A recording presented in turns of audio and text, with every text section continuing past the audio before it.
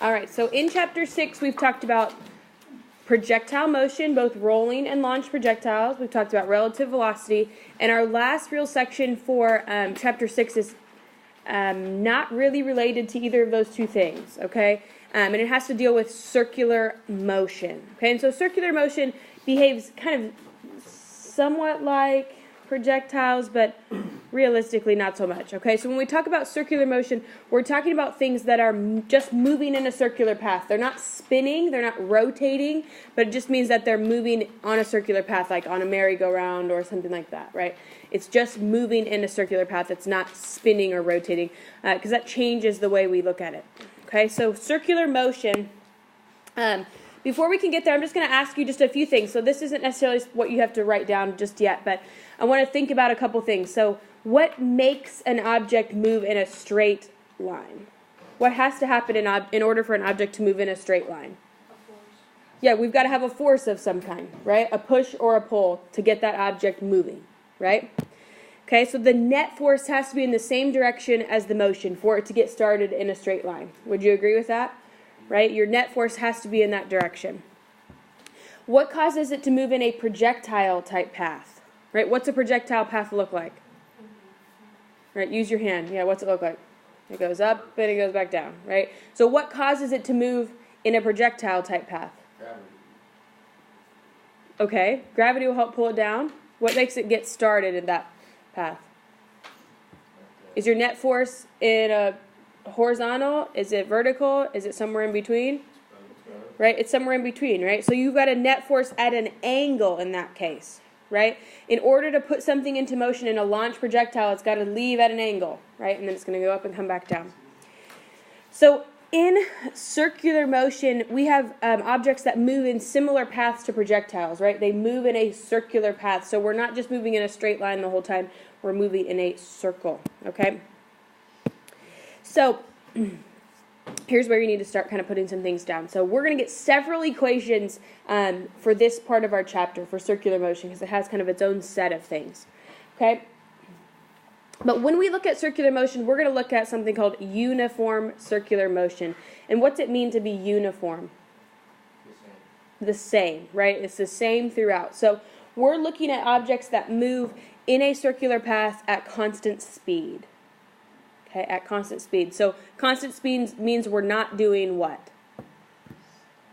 We're not stopping or we're not slowing down or speeding up. That's right, we're moving at constant speed. Okay? And there's a difference in this portion of our chapter, just like we learned at the beginning, there's a difference between speed and velocity. What does velocity have to have that speed doesn't have? Direction, right? Velocity has direction, speed does not. So when we say we're moving at constant speed, that has to deal with literally how fast we're going, right? But velocity has to have both magnitude and direction. Okay? So as you move through a circular path, are you going in the same direction the whole time? No, right? Really, you're constantly changing direction. Okay, so that's where it gets a little bit tricky.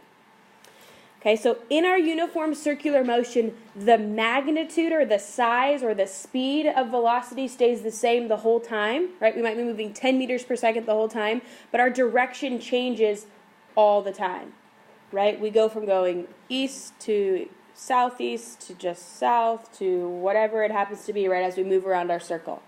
Okay, so we might be going 10 meters per second the whole time, but our direction is constantly changing, which means our velocity is constantly changing. Okay, does that make sense? Okay, so there's a very different definition in this case between constant speed and constant velocity. Okay, since we know that acceleration means a change in velocity, usually we think about acceleration as being speeding up or slowing down, but acceleration really means a change in velocity. So in this case, we have acceleration due to the fact that we are changing direction all the time. Okay, so instead of saying we're speeding up or slowing down, now we can say that we have an acceleration due to the fact that our velocity is constantly changing, but it's due to its direction changing, not its speed changing, not its size changing. Okay, so in uniform circular motion, we always have an acceleration. Okay, sorry. So when we look at acceleration around a circle, we look at something called centripetal acceleration. And here's our equation that goes with that. Okay, A sub C, right, with that subscript of C means centripetal. V probably stands for what? Velocity. And what does R probably stand for? Radius. Good. In terms of these units, our velocity is still going to be measured in meters per second, and our radius has to be measured in meters. Okay, so when we're looking at these, we need to be really careful with our units and that we have them in the correct form. Okay, or at least they need to match. If we're kilometers per hour, our radius has to be in kilometers. Okay, but most of the time we're going to keep that in meters per second and meters. So this is an equation that should go on your equation sheet. Okay. So when we look at this centripetal acceleration, we have an object that's moving with some velocity over some amount of radius. And we're not going to go into the vector part of this a whole lot, but what centripetal means in and of itself is center seeking. Okay, so when something's moving in the circle, its acceleration is always going to be toward the center of the circle. Okay, so if we're looking at something that's moving in a circular path, right, it's going this way. Its acceleration is always going toward the center of the circle. And we're not really going to go into the vectors that go behind that a whole lot, because that's a little more in-depth than we need to get. But I want you to think about things a little differently in terms of the direction or the coordinate system in circular motion. We're always going to assume that the center of the circle is the positive direction. Okay, so you might want to write that down. Whenever we're looking at the acceleration or anything like that, the center of the circle is going to be the positive direction. Okay? Okay.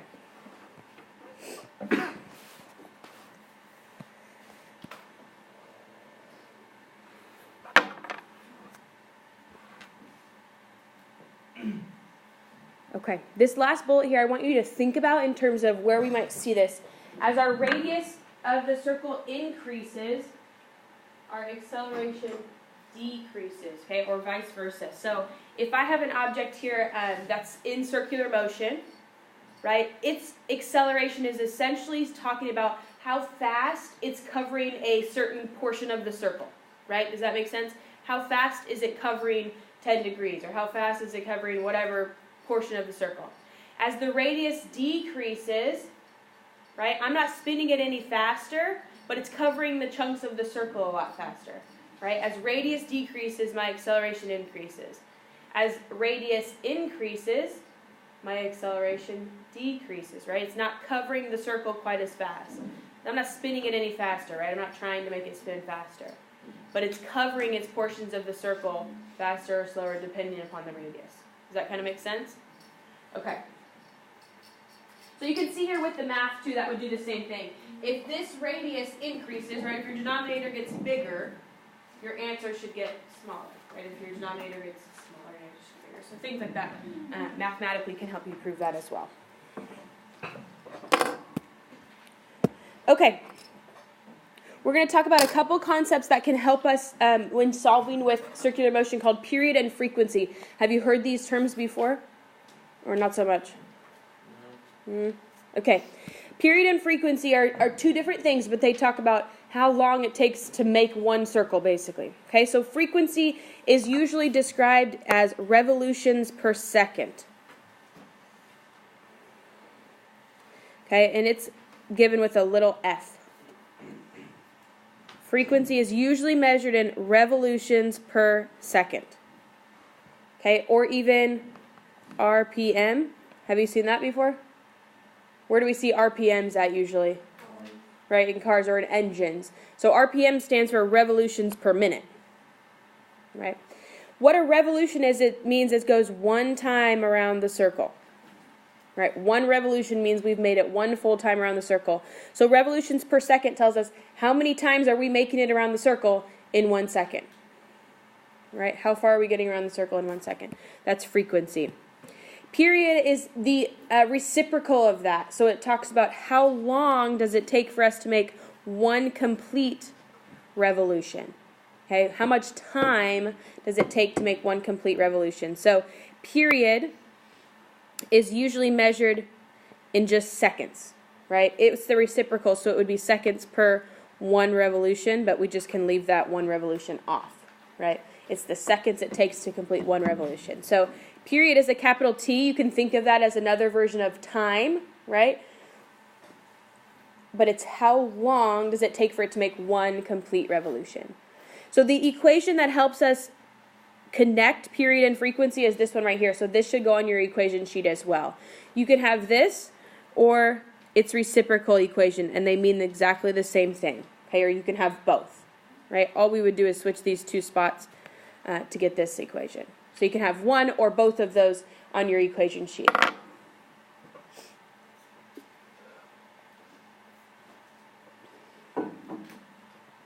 So let's think about this. If I had a frequency of 2 revolutions every second, right? 2 revolutions per second, what would be the period of that example? If my frequency was 2 revolutions per second, what would the period be? A half a second, right? If it takes me 1 second to make 2 revolutions, right? How long does it take for me to make one revolution? And I would say T equals 1 over 2, right? Which is a half. Okay, so do we see the relationship between those two things? Okay. So they're always going to be just reciprocals of one another. One or both of those equations need to go on your equation sheet. Okay, does this, okay, I just put it up there. But does this equation look familiar? 2 pi r tells us what? Circumference. Good. So why would circumference be of use to us in this part of our chapter? Yeah, how big the circle is, how much distance we're covering as we travel around the circle, right? So for things that move at constant speed, which is going to be all of our objects, we can find velocity. Velocity is usually distance over time, right? So the distance covered in one circle is equal to its circumference. The time it takes to make one revolution around a circle is the period. Okay, so all we're doing is putting these into circular motion terms, right? The distance covered in one circle is its circumference. The time it takes to make that one circle is called its period. So that's where this equation comes from. Okay, again, R is radius. It needs to be in meters. You might want to write that down. Needs to be in meters, okay? Sometimes with really small, we're going to get radius in centimeters and all that kind of stuff. Period needs to be in seconds, which means your velocity should come out in meters per second. Okay? I know you probably feel like I'm throwing a lot of equations at you. They will start to come together when we do problems, okay? But we'll get there. Okay? Does it make sense why we're using the circumference? Okay. What are we measuring? How many times it's Yeah, it might say this object has a radius of 2 meters and it makes 4 revolutions in 1 second. What's its velocity or something like that? So we'd put all of this data together to figure out what its velocity might be. Yeah, so it could be spinning vertically or horizontally. You know, like horizontally would be like this. Like a merry-go-round or something like that. And then vertically we're going to solve them a little bit differently, but yeah.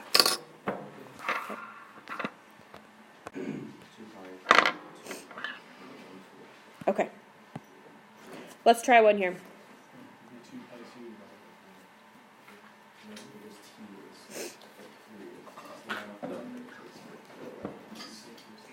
All right. A runner moving at 8.8 meters per second rounds a bend at a radius of 25 meters. What's the centripetal acceleration of our runner? Right, so that's one of the first equations I gave you. AC equals V squared over R. Okay?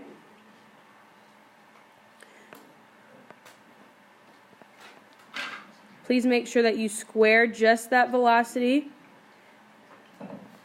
Our units are all in the correct form, so we're good with that.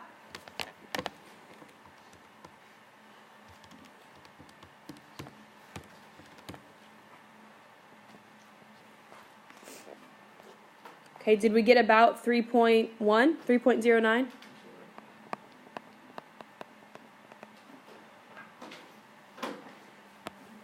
All right, now we're going to take our centripetal acceleration and apply some basic forces to it. We're not going to go too in-depth with forces, again, with this chapter, but we're going to look at pretty basic ones, okay? So we're going to take our net force equation, net force equals mass times acceleration, right, and apply it now to circular motion, okay? And so all I'm doing here is I'm taking the net force equals mass times acceleration, and I'm substituting AC for V squared over R. Okay, do you see where that comes in? If we know AC is equal to V squared over R, I'm just plugging it in here. So I would say one or both of these equations needs to go on your equation sheet. Okay, it's kind of helpful to have both, but if you can see how to do that substitution, no problem, then you just probably need the first one, right? But I would go ahead and just probably put both on there. What does the C mean? C stands for centripetal. So anytime we're moving circle, that we'll use that C. What's going up and down? What is that? All I'm doing, here, is taking acceleration and substituting V squared over R. So I'm just showing you where that V squared came from. V squared A or equal? V squared over R equals A. That's this equation right here. So that's just where this second equation came from. It's just a substitution from 1 to 2.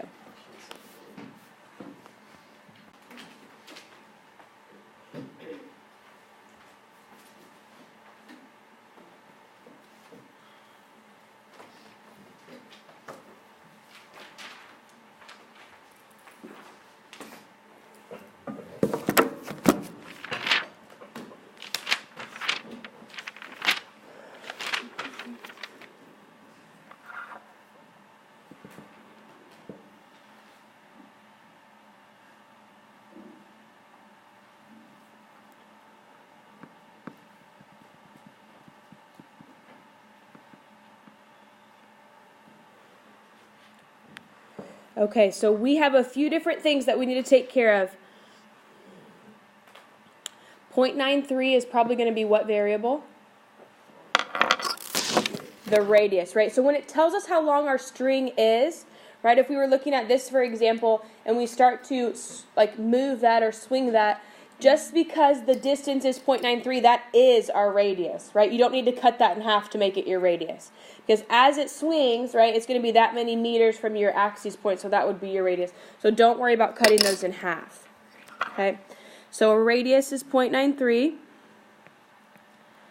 making one revolution in 1.18 seconds. Is that the period or the frequency? What's the units here? Okay, we're gonna look at it here in just a second. We're probably gonna have to use 2. Okay, because I'll show you what we're looking at here. Okay. First of all, we need to decide, is this period or frequency? Period, because it's measured in seconds. Right? It says it takes this many seconds to make one revolution.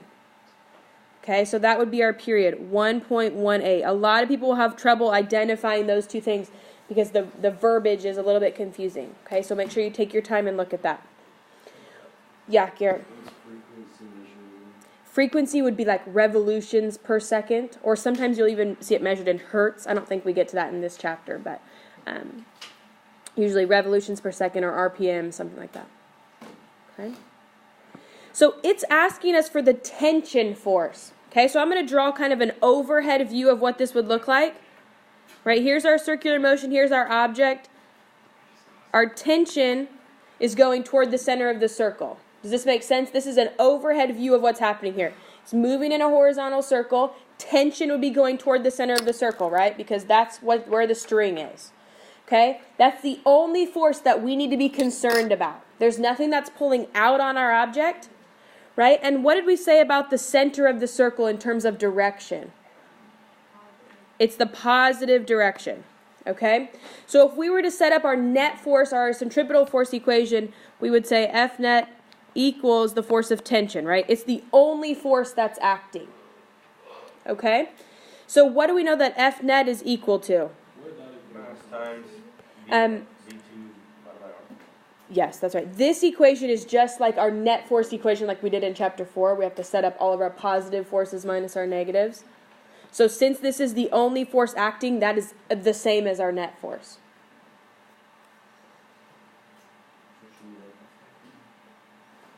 Yeah, maybe just write that down.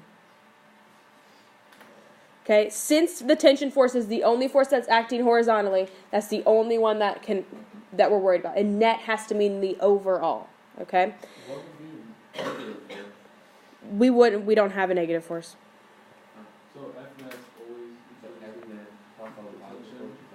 F net for horizontal ones like this is going to be equal to tension. For vertical, we have to take into account gravity, but I'll show you that here in a second. Okay?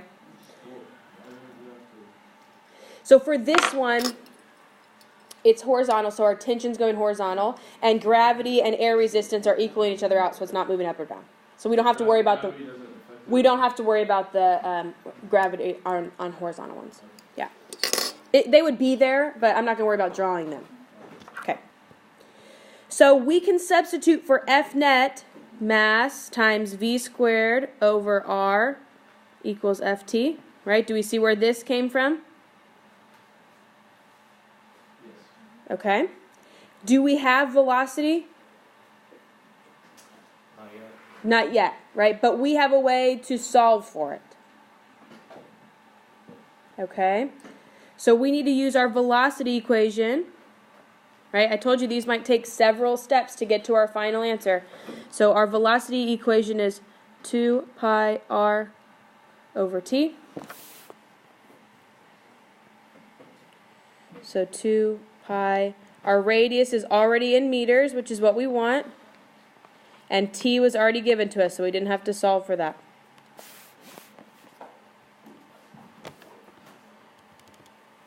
Is everyone seeing where those numbers came from? Or feeling okay about the equation itself? Okay. You can use the pi button, or you can use 3.14. It doesn't matter.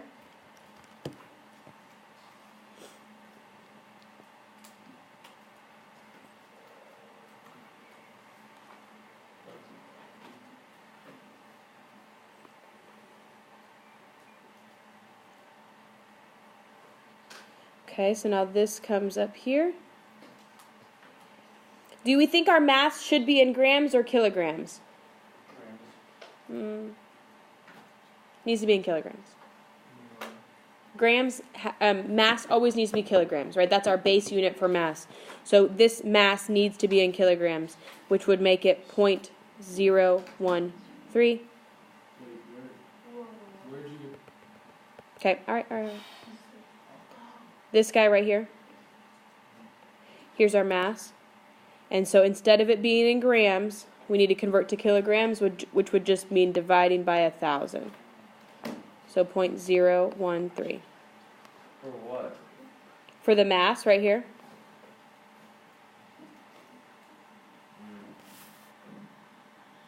Okay, sorry, am I going too fast?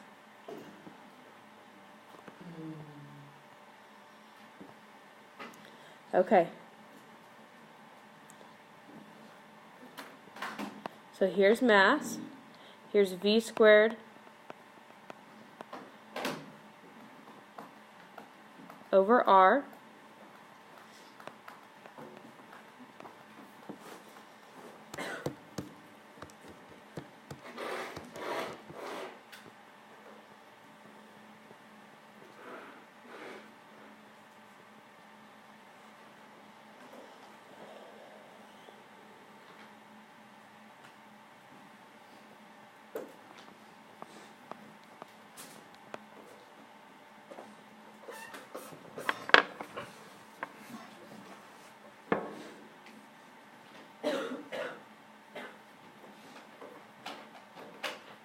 Did we get somewhere in the ballpark of 0.34? Okay. Tell me what questions we have here.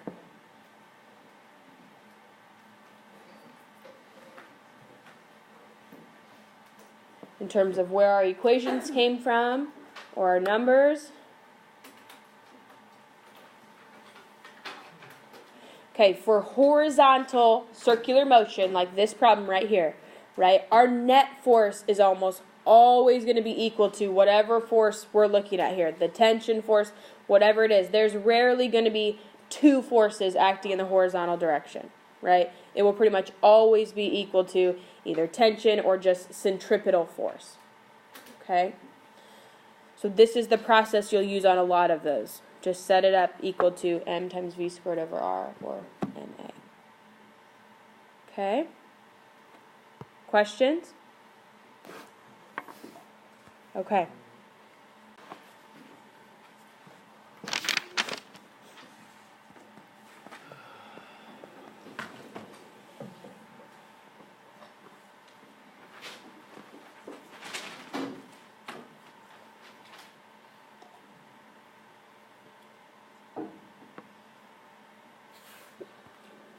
We want to know the minimum speed at the top of its arc, and that's really important.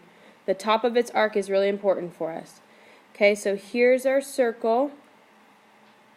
I'll draw it a little bit bigger down here. Here's our circle, here's our object. Okay.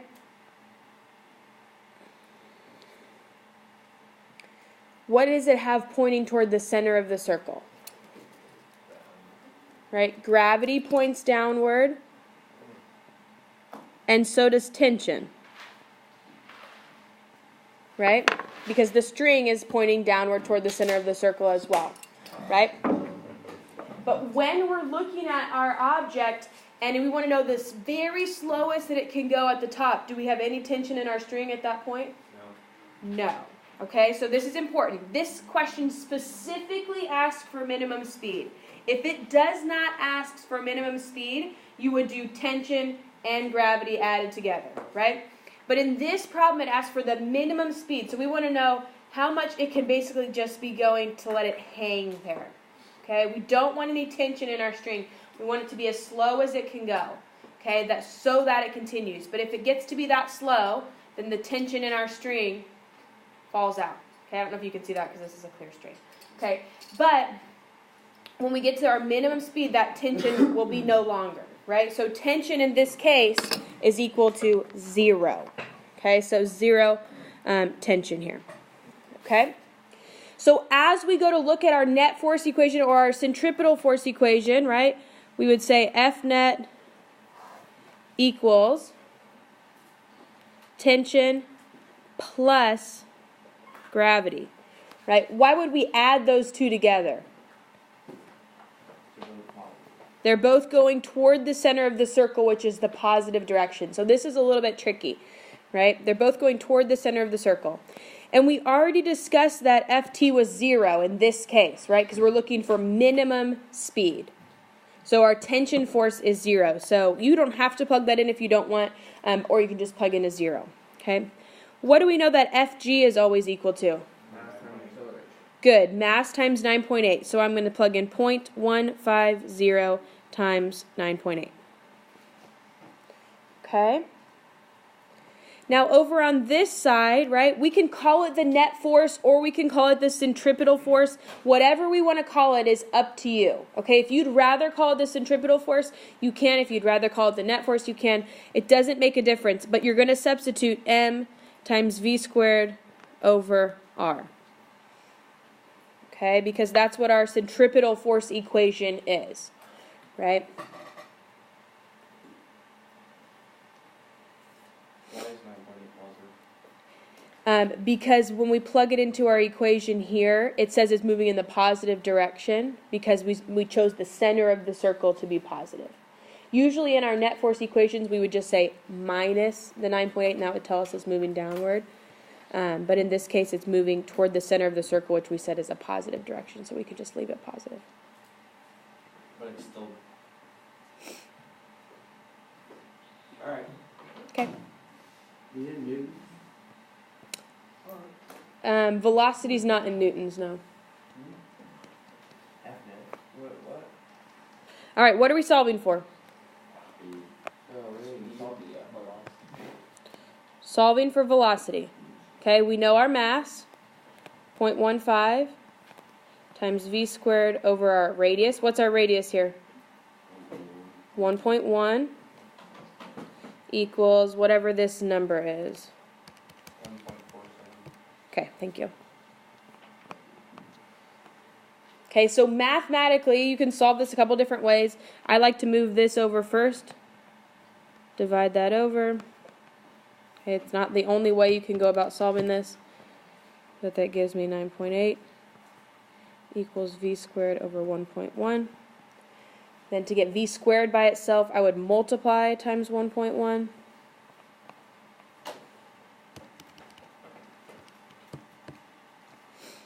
That leaves me with v squared equals 10.78. And then I need to square root both sides.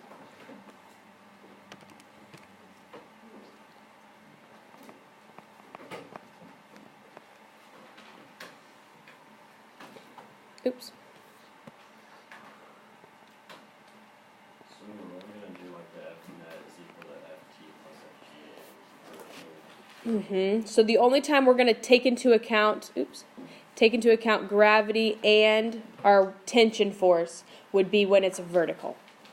Okay?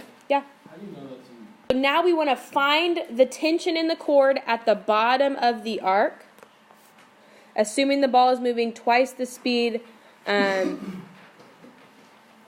part A, which is what we just did. Okay? So calculate the tension in the cord at the bottom of the arc, assuming the ball is moving at twice the speed. That is not a rule of thumb, right? It's not always going twice as fast at the bottom as it is at the top. So that's not something that we need to memorize, right? That just is the example for this problem, okay?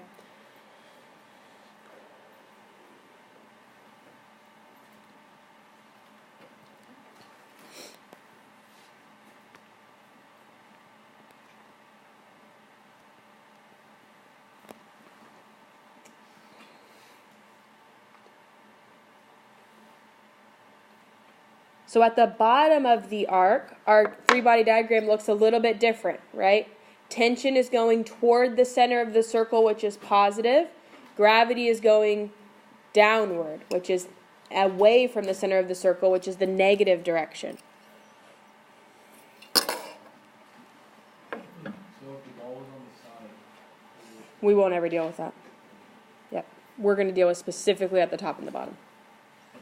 If you have to do that, then you'd have to break it into vectors because you've got one horizontal and one vertical. We're not going to do that. Yeah. Good question. Okay, so we're going to set up our centripetal force or our net force equation. And which is our positive force here? Tension, because it's going toward the center of the circle. And gravity's going away from the center of the circle, which is the negative direction. Okay. Does it make more sense for you if I call this the centripetal force, or do you prefer that I call it the net force, or does that confuse you? Net force makes more sense? Okay, we'll do that. So we're solving for tension, so we're going to leave that there. We know Fg is always mass times gravity, and so it's the same situation as the one we just did, so the mass doesn't change. So 0.150 times 9.8. Right, and this time the tension is not 0 because it's moving twice as fast at the bottom of its arc, so we wouldn't have 0 tension there. Since we've added this negative right here, it takes care of it. Right, when we're subtracting it out, we don't have to put it in the actual number part of it. Okay, so again, we'll substitute mv squared over r.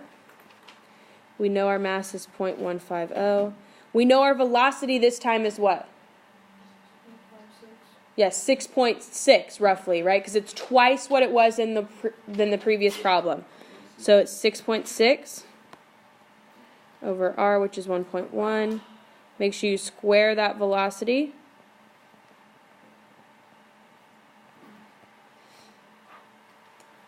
Okay, so algebraically we need to solve this whole side and then we add over that 1.47.